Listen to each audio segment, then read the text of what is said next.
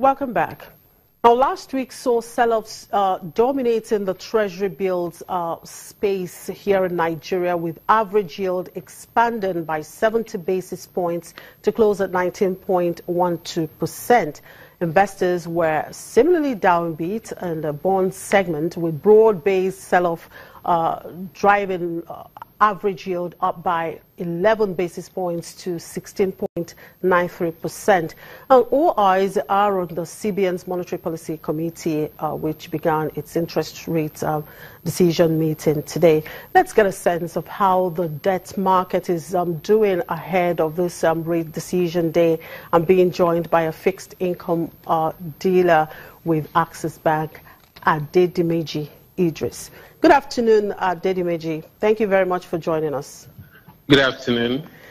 So it's the first trading day of the week, and all eyes are on the Monetary Policy Committee. How's the fixed income market awaiting this MPC's decision? Okay, largely the market has been really quiet today.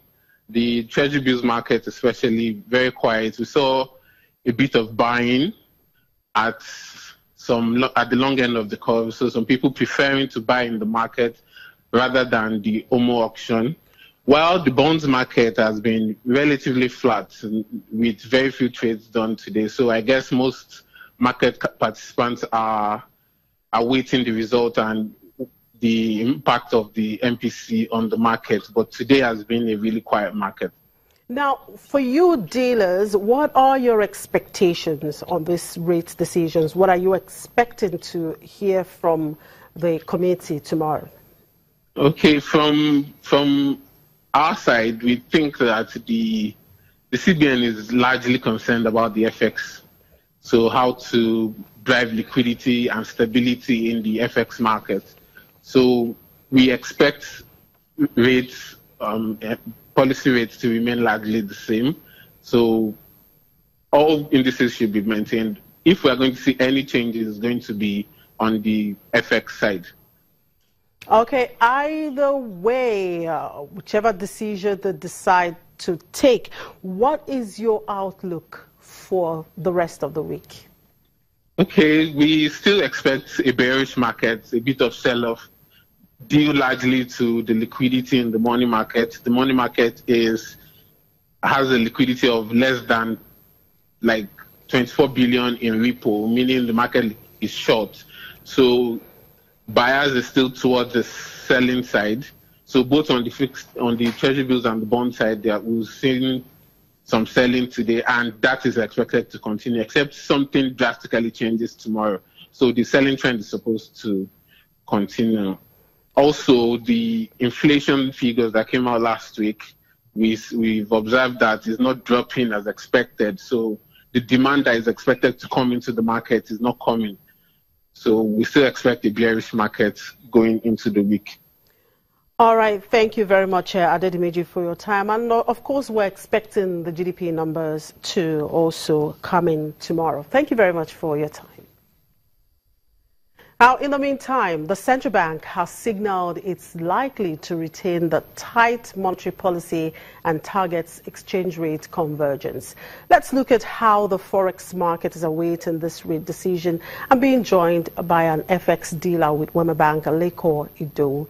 Good afternoon, Leko. Thank you very much for joining us. Yeah, good afternoon, madam. So what are you dealers at the FX market expecting to hear from the MPC tomorrow?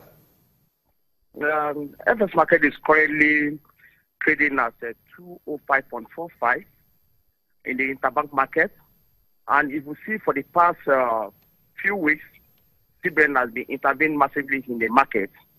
And we see a lot of appreciation in both official and a black market, really. Currently, black market is trading at 376. And we are all aware that MPC started today. And we expect the other monetary policy to remain the same. We expect MPC rate to be maintained and other indices to be maintained. But the major focus of the meeting will actually be on the exchange rate. As you are aware that we operate a regime of multiple exchange rates in the system. And there's a need for CBN to actually convert all those rates to a particular rate so that we have a single rate regime system so that it will actually impress and at the same time attract a foreign investor to actually come in.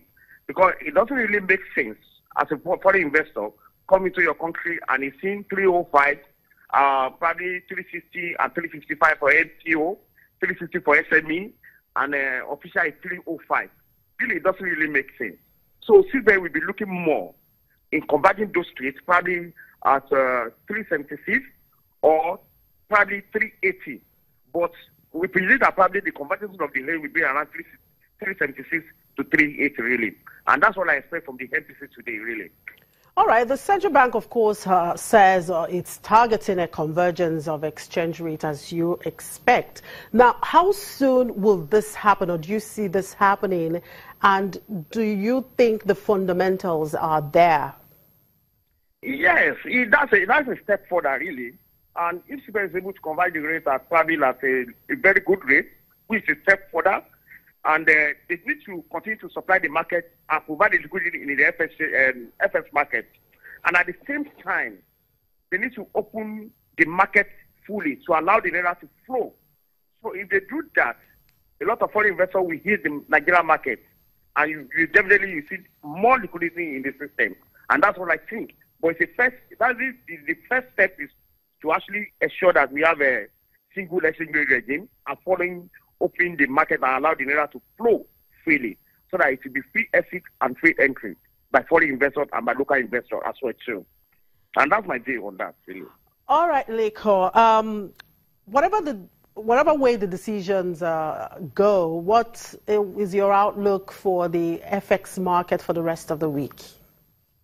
Yeah, the outlook, actually, if CBN are able to convert the rate, we expect a further appreciation from the naira. We expect naira to actually appreciate further, and we expect that actually foreign investors to actually have a little bit confidence in Nigeria market, and we also expect CBN to continue to pump the market and as well clear all the backlog from the bank as well.